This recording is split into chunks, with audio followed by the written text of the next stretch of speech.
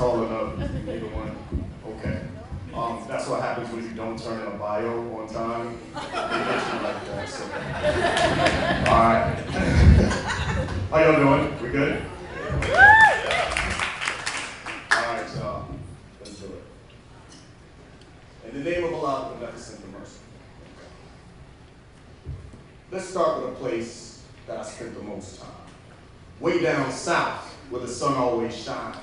Beaches underneath the state that has the peaches. Jacksonville, Florida, the bold new city of the South, where I would backtalk my mama and get slapped in the mouth. A segregated city, built on a plantation, named for a president whose chief orchestration was the Native American Death March all across the nation. Blood mixed with mud. You can't scrub it off with suds, but I digress. I must confess, there's plenty to do in Northern Florida. Well, there's the beach.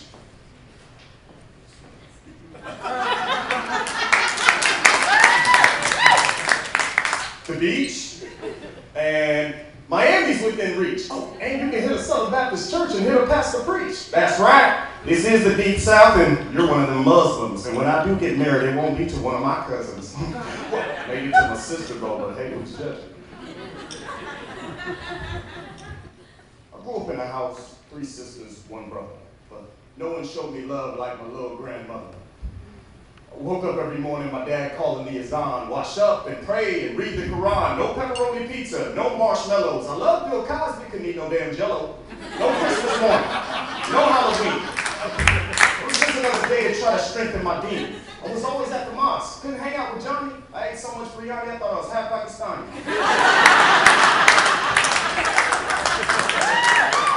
I was awkward as a kid. Tall guys can't wear purple. I had glasses on my face. The kids called me Urkel. High school is where I made my transformation from a boy head down to a man facing constellations. Beliefs was shaken in 2002. Educated ignorance, I was acting up in high school. Staying prep, what we rep. Watch your step up in the South, we say watch your steezy. Murphy's Chicken across the street. That place was really breezy. 13th and Myrtle, the hood was kind of sleazy. Sophomore year, suspended from school, I was a fool with the big boys breaking all the rules. But Granny wouldn't play that hand. Tough love, man. She always seemed to smother me with the biggest hugs when my parents had little belief in me that she was. I'll never forget the moment that I got into the car. I had barely gotten in. The door was still ajar. My mother told me under her breath, the doctor said Grandma had 6 months left.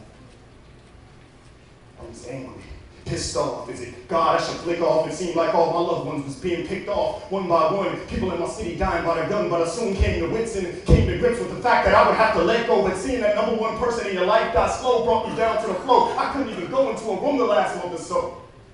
This was a woman who raised me.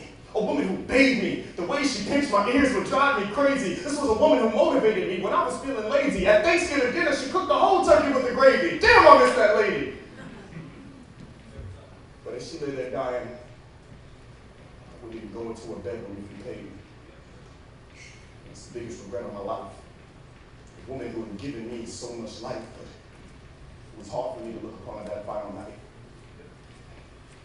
The whole family gathered solemnly around the bed, and I walked to her slowly, my legs full of lead, and I laid my head next to hers on the bed, and as she took her last few moments of breath, I whispered in her ear that I would be the best. The very next day, she laid her soul to rest. Summer 2002, my life was a mess.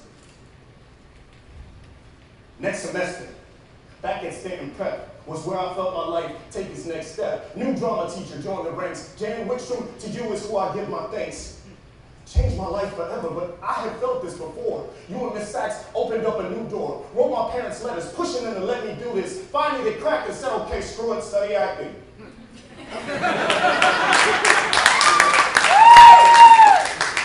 All the while, I felt my grandmother's spirit back. Jacksonville. 18 years old, man. I was ready to leave, like Katie Holmes or a 2-month-old weed. As I moved from city to city, place to place, I grew an affinity for a place that I used to hate. And I wanted to get back to a place that gave me shape. I don't want to sound cliche, but Dorothy got it right. You know, she was in Oz, amazed, had wonders in sight. but she put all her might to go back home as well. I'm complaining about Jacksonville, Kansas, though. Woo, it's boring as hell. I carry the expectations of a city on my back. My homie just came back from fighting in Iraq. Malik joined the Navy. Kids having kids, babies having babies. It's an epidemic. The public school system is a pandemic. Jobs are deplorable, and worst of all, the Jaguars are horrible. But damn it, this is home. 904 is still the area code on my phone. And if I can make it known that there's a better way than to end up like thugs, that there's more to life than that new pair of Uggs, you ain't need to buy those, man. This is Florida. It's hot here. Damn.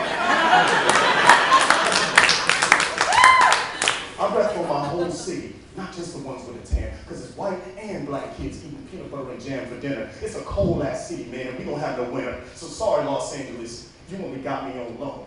Once I make it here, I'm going back home. I love my family and friends the most, and I ain't gotta fake it. I do this shit for them. I got no choice but to make it. My city's youth is under attack, and if I make it here, then hope is the weapon that I'm bringing back home.